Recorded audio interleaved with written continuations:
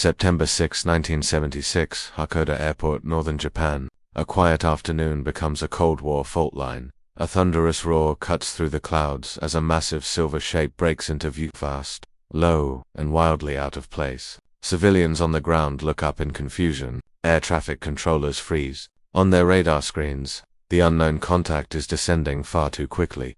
The aircraft slams onto the runway, skidding past the markers, sparks ripping from its landing gear. It tears across the asphalt, overshoots the runway entirely, and stops just meters from nearby traffic. Smoke drifts from the brakes. The canopy opens. Inside sits a Soviet Air Force officer, exhausted, and holding the controls of the USSR's most feared interceptor, the MiG-25 Foxbat. And in that instant, the Cold War shifts. A top-secret Soviet weapon has just fallen into Western hands. The MiG-25 did not emerge from a moment of peace. It was born inside one of the most volatile decades of the Cold War, an era when both superpowers believed that the slightest technological disadvantage could open the door to nuclear catastrophe. By the early 1960s, the United States was pushing aviation into realms once thought impossible. Projects like the B-70 Valkyrie promised a bomber capable of Mach 3 at altitudes beyond Soviet reach. Even more destabilizing was the arrival of the SR-71 Blackbird,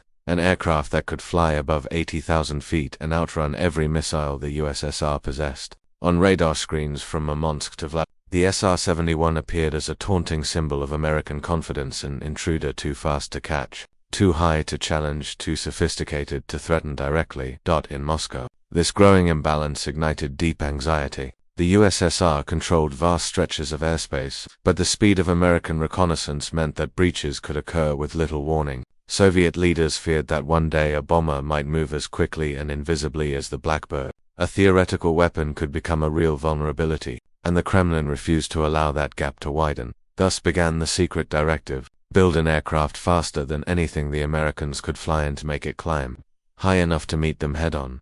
The task fell to the McCoy-Gurevich Design Bureau. Their engineers faced an overwhelming challenge. Mach 3 flight produced heat intense enough to weaken aluminum, meaning the traditional Soviet airframe materials could not survive. Exotic metals like titanium were extremely difficult to work with on an industrial scale. Power plants would need immense thrust, but conventional engines would melt under the sustained temperature. What emerged from these constraints was not a sleek superfighter, but something more radical, a machine defined by brute force engineering. The MiG-25's structure relied on nickel-steel alloys rather than titanium, allowing the aircraft to withstand extreme heat at high speed. Its massive R-15 turbojets burned fuel at staggering rates but could push the aircraft beyond Mach 2.8. Its wings were large, its control surfaces heavy, and its systems largely analog, but every component served a single purpose: intercept the fastest intruders the US could send. Western analysts would not see the internal compromises for many years. All they saw from afar was a towering interceptor that climbed higher than most fighters, accelerated like a missile, and appeared capable of tearing apart the air superiority balance inside the Soviet Union. The Foxbat was treated as a strategic deterrent. Pilots were carefully selected and tightly monitored. Bases housing the aircraft operated under strict secrecy. Even within the USSR, most military personnel had only heard rumors about the machine's performance. To Washington, the MiG-25 soon became a symbol of something far larger than an aircrafter, warning that Soviet aerospace technology might have leaped ahead. And as those fears grew, the world's attention shifted toward the next question: how would the West respond to a threat it barely understood? By the late 1960s, glimpses of the MiG-25 began slipping through the cracks of Soviet secrecy. Satellite images captured its enormous twin vertical stabilizers. Intelligence reports described test flights near Zhukovsky Airfield. At airshows, the Foxbat appeared only briefly, roaring past spectators in carefully choreographed displays, never lingering long enough for Western analysts to study it properly. But even these controlled exposures were enough to ignite alarm. NATO assigned it the codename Foxbat, a name that quickly carried an aura of menace. US intelligence officers pored over every available photograph, measuring panel lines and intake angles as if deciphering an encrypted message. Their estimates were often exaggerated. Some believed the MiG-25 could sustain Mach 3 flight, outurn cutting-edge fighters, and climb faster than any Western interceptor. Too many in the Pentagon. It looked like the Soviets had built a machine capable of outrunning the SR-71. Blackbird, and neutralizing American bomber fleets in a crisis. These assumptions triggered real consequences. The U.S. Air Force accelerated development of the F-15 Eagle, insisting that only a fighter with overwhelming power could counter a potential Soviet breakthrough. Budgets shifted, research intensified, and the MiG-25, whose true capabilities remained hidden, began shaping American air doctrine without ever crossing into U.S. airspace. While Western analysts built their theories, life inside the Foxbat program looked very different. Soviet maintenance crews wrestled with the aircraft's extreme fuel consumption and temperature constraints. Pilots were under relentless pressure, expected to fly at the edge of performance while adhering to strict political guidelines. Each flight was monitored. Every maneuver was recorded. Even squadron discussions were influenced by party loyalty and state scrutiny. In remote bases across the Soviet Far East, where MiG-25 regiments guarded the vast Pacific frontier, conditions were especially severe. Short winters, regimented schedules, and limited personal freedoms created a world defined not only by military discipline but by ideological control. Pilots were elite, but they lived inside an iron cage, one that demanded obedience as much as skill. Among these pilots was Viktor Belenko, a young officer who outwardly fit the mold of a loyal Soviet fighter leader. But his growing frustration with restricted life, scarce resources, and the widening gap between propaganda and reality began to erode his confidence in the system. The Foxbat he flew symbolized Soviet power, but the life surrounding it revealed contradictions he could no longer ignore. Meanwhile, Western radar operators continued tracking mysterious high-altitude spikes that seemed to confirm the aircraft's legendary status. The mythology of the MiG-25 was expanding, and the United States still lacked the one thing it needed most: a close look inside the machine. That opportunity would arrive not through espionage, not through satellite interception, but through the decision of a single, disillusioned pilot, one who would soon steer his Foxbat toward the Japanese coast. Leaving the Cold War stunned. For years, the MiG-25 existed in the West as a silhouette and outline on grainy photographs, a blur on radar screens, a rumor carried between intelligence briefings. To understand why it generated so much fear, one must look directly at the technology that created its myth. The Foxbat's design philosophy was unlike anything in the American aerospace playbook, where the US pursued aerodynamic refinement and advanced composites. The Soviet Union relied on raw power, sheer mass, and materials built for endurance rather than elegance. The aircraft's twin R-15B300 engines were among the most powerful turbojets ever placed in a fighter. Their afterburners could thrust the Foxbat beyond Mach 2.8. And although sustaining such speeds risked damaging the turbine blades, the very possibility of reaching them shook Western assumptions. Few US fighters of the era could approach that performance. Even fewer could climb as quickly. The Foxbat's fast intakes, reinforced structure, and oversized stabilizers were engineered for altitude and arena, where speed became both shield and weapon.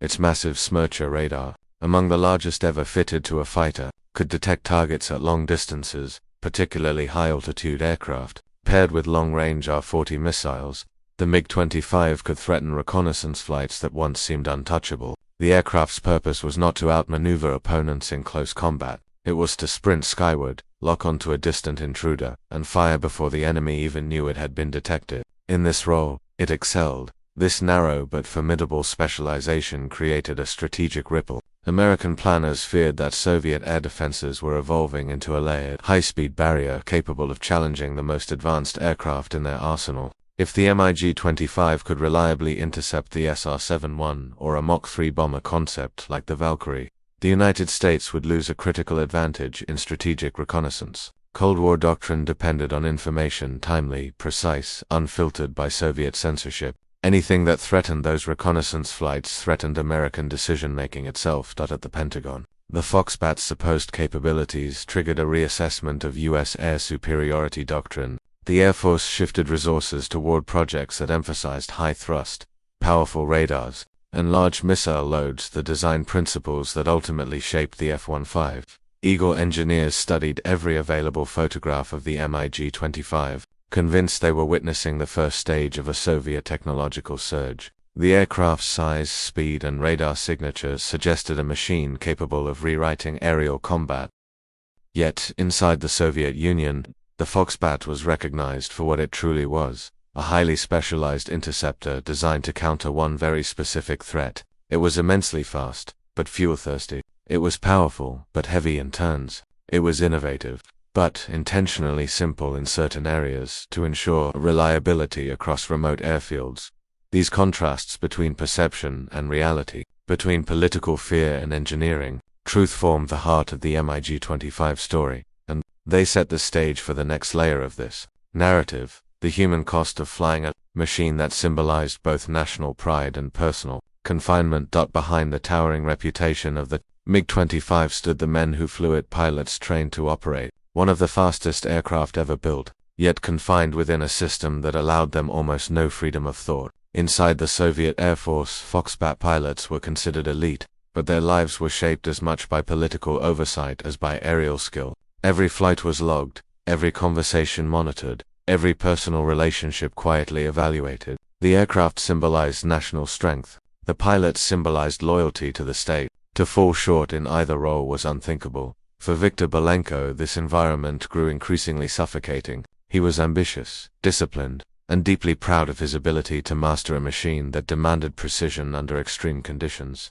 Yet he also witnessed the stark reality of Soviet life: shortages, ideological rigidity, and a military culture built on secrecy rather than trust. The more he advanced, the more he saw the difference between propaganda and truth. Even the Foxbat itself, portrayed as a marvel of Soviet engineering, carried limitations that no one inside the USSR dared acknowledge openly. Flying the MiG-25 pushed pilots to physical and psychological extremes. They sat in cramped cockpits for long alert missions, breathing oxygen through tightly regulated systems, waiting for alarms that might signal an American incursion. At high altitudes, the aircraft vibrated fiercely. At high speeds, temperatures rose to levels that tested both metal and nerves. The work demanded calmness, yet the political system demanded obedience. These pressures formed a landscape where doubt quietly grew. Meanwhile, on the other side of the Iron Curtain, American intelligence agencies studied every trace of the MiG-25 with relentless curiosity. The CIA, NSA, and military analysts sought answers to questions that Soviet secrecy refused to clarify. They intercepted radio chatter, tracked test flights, and examined the aircraft's radar footprint. They debated whether the Foxbat represented a genuine leap in Soviet aerospace capability or a specialized tool, built to counter a narrow range of threats. But without physical access to the aircraft, the United States could not separate myth from reality. This is where the intelligence angle intersects with the human one. A single pilot, discontented, isolated, and aware of his value, held the power to rewrite the West's understanding of a machine it feared. Yet defection was not a technical act. It was a moral gamble of life-altering magnitude. A pilot who fled would leave behind family, reputation, and the only homeland he had ever known. He risked being labeled a traitor, subjected to propaganda attacks, and hunted by intelligence services. Still, the weight of personal conviction sometimes outweighed the fear of consequences. For Belenko, the choice crystallized slowly, shaped by years of frustration and the realization that flying the Foxbat for the Soviet state would never lead to the life he imagined. The aircraft he mastered symbolized raw power, but his world remained tightly controlled, and on one September morning in 1976, that tension would break. A single decision would push him toward the Skynet on an interception mission, but into history itself. The morning of September 6, 1976, began like any other training day for the 513th Fighter Regiment stationed near Chugayevka, a remote Soviet airbase in the Far East. The air was cool, the horizon clear, and a standard sortie awaited the MiG-25 pilots assigned to patrol exercises. To the officers overseeing the schedule, nothing appeared unusual. But inside one cockpit, a different mission was unfolding, one that existed only in the mind of a single pilot. Viktor Belenko climbed into his MiG-25 with the practiced efficiency of years of routine. Every check, every switch, every movement had to appear ordinary. The ground crew monitored fuel loads. The regiment commander scanned the flight lineup. No one noticed that Belenko had studied this moment for months, memorizing radio frequencies, terrain contours, and the timing of radar sweeps. The Foxbat's immense engines thundered alive, echoing across the base. Moments later, the aircraft shot down the runway, lifted through the morning haze, and joined formation with the rest of the flight group. This was the moment Belenko had rehearsed silently. At altitude, He waited for a separation window just long enough to break from formation without immediate interception. When that brief opening emerged, he rolled away sharply and descended into cloud cover, throttling up to a speed that made pursuit difficult. His aircraft vanished from Soviet radar for several critical moments. Controllers scrambled to re-establish contact, but the Foxbat was already slipping southward, dropping below detection thresholds and accelerating toward Japanese airspace. As he crossed the coastline, Japan's early warning radars detected an unidentified aircraft approaching at abnormal speed and altitude. Alerts rippled through the Japan Air Self-Defense Force, but reaction time was tight. Belenko was descending rapidly, burning fuel at a rate that left him almost no margin for error. He switched frequencies, attempted to broadcast intentions, and scanned the coastline for recognizable landmarks. His fuel gauges dropped sharply. The MiG-25's enormous engines were never designed for extended low-altitude flight. Hakodate Airport came into view, a civilian runway, not a military one, but the only option left before the aircraft ran dry. Belenko lowered the landing gear, flared too late, and the Foxbat slammed onto the runway with violent force. It skidded hundreds of meters, tore past safety markers, and came to a grinding halt just before reaching nearby road traffic. Shocked, airport workers, police officers, and civilians rushed to the scene. Many had never seen a Soviet aircraft up close. None had imagined one would drop out of the sky and land in front of them. The canopy opened. Belenko climbed out, raised his hands, and made his intentions clear. He sought asylum. At that moment, the USSR's most secret interceptor had arrived. Intact on foreign soil, and every intelligence agency in the Western world knew the opportunity was unprecedented. Minutes of the MiG-25's landing at Hook, the Japanese authorities realized they were dealing with something far beyond a routine airspace violation. The grounded aircraft was unlike anything in their inventory, massive, angular, bristling with sensors, and built with a level of secrecy that radiated from every panel.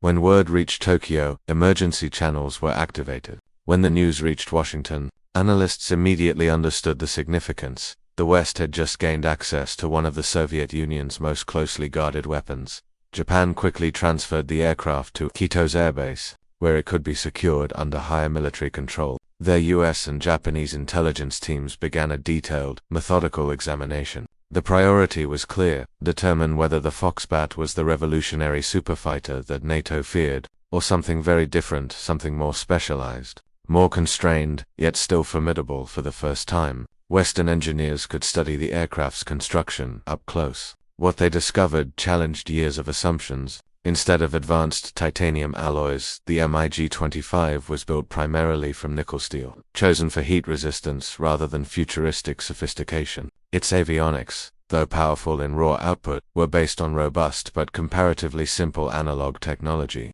The aircraft's famous radar was enormous, but its components revealed a design philosophy centered on brute force rather than refinement. The R-40 missiles, longer and heavier than Western counterparts, reflected the Foxbat's interceptor role rather than dogfighting capability. Perhaps most revealing was the engine system. The R-15 turbojets delivered extraordinary thrust, but the inspection confirmed a critical limitation. Sustained Mach 3 flight risked catastrophic engine damage. Western fears that the Foxbat could outclass every US fighter proved exaggerated. The MiG-25 was astonishingly fast and a threat to high-altitude reconnaissance, but it was not the agile all-purpose superfighter that analysts had imagined. Belenko, meanwhile, underwent extensive debriefings by American officials. His insights into Soviet training, air doctrine, operational readiness, and the realities of life inside the USSR proved invaluable. He explained the aircraft's strengths and weaknesses, its maintenance challenges, and the rigid hierarchy that controlled every aspect of a pilot's career. His testimony painted a picture of a system struggling to maintain technological momentum while enforcing strict political conformity. The Kremlin reacted with immediate outrage. Soviet officials demanded the aircraft's return. ACC Japan and the United States of theft, and launched a propaganda campaign portraying Belenko as mentally unstable. Diplomatic pressure mounted, and Moscow insisted that the examination of the Foxbat violated international norms, but the damage was irreversible. The West had already seen inside the machine. When Japan eventually returned the MiG-25 disassembled into crates, its secrets were no longer intact. The mythology surrounding the Foxbat had collapsed, replaced by a clearer understanding of Soviet capabilities and limitations. and with that collapse, the balance of Cold War air power shifted not through combat, but through a single landing on an unexpected runway. The impact of Belenko's defection reverberated through military and political circles almost immediately. For the United States, the long-held anxiety surrounding the MiG-25 finally had a measurable shape. Years of worst-case assumptions gave way to clear technical understanding. The Foxbat was indeed powerful, extraordinarily fast, capable at altitude, and equipped with a radar unmatched in sheer scale. But it was also limited, fuel-hungry, structurally constrained at top speed, and designed for a narrow interception mission rather than air superiority. This revelation reshaped the Pentagon's internal assessments. Confidence in the F-15 Eagle, still in development at the time, surged. The aircraft's designers had anticipated a Soviet threat more formidable than the Foxbat truly was. Now, the US understood the advantage it held. Inside the Soviet Union, the reaction was far more severe. The defection was viewed not merely as a military breach but as a political humiliation. Investigations swept through Belenko's regiment. Commanders answered to higher authorities. New layers of security and ideological scrutiny were imposed on pilots and technicians. Operational procedures for the MiG-25 were revised, and training regimens tightened. The incident exposed cracks in the Soviet system, cracks that leadership had worked for decades to conceal. Japan found itself in the middle of an unexpected diplomatic storm. Balancing Soviet demands with US cooperation required careful political maneuvering. Yet the aircraft had already been studied, catalogued, and understood. Returning it in crates could not erase what Western engineers had learned. And as the immediate fallout settled, one fact became clear. The Cold War's aerial balance had been altered not by a battle or a breakthrough, but by a single pilot who chose to leave everything behind. In the years that followed, Belenko's defection became a reference point in both intelligence circles and Cold War politics. For Western analysts, the MiG-25 examination marked a turning point in how Soviet technology was interpreted. No longer would raw size, speed, or radar power automatically be assumed to indicate broader technological superiority. Instead, analysts adopted a more nuanced framework, recognizing that Soviet design philosophy often favored durability and specialization over flexibility and refinement. This shift influenced evaluations of later aircraft, missile systems, and even early concepts that would eventually produce the MiG-31, the Foxbat successor for the Soviet Union. The incident left a lingering psychological scar. It demonstrated that loyalty within elite ranks could fracture, even under strict control. The KGB increased monitoring of pilots, tightened ideological requirements, and restructured aspects of military training to identify potential dissent earlier. These adjustments revealed the depth of insecurity that Belenko's escape had triggered. A single defection had challenged the image of a unified, unbreakable system. Belenko himself built a new life in the United States. He provided ongoing insights into Soviet operations, authored accounts of his experience, and became a symbol of personal dissent against one of the world's most rigid superpowers. For the Kremlin, he remained a traitor. For many in the West, he represented the human dimension of the Cold War, a reminder that behind every machine, policy, or threat was an individual navigating pressures.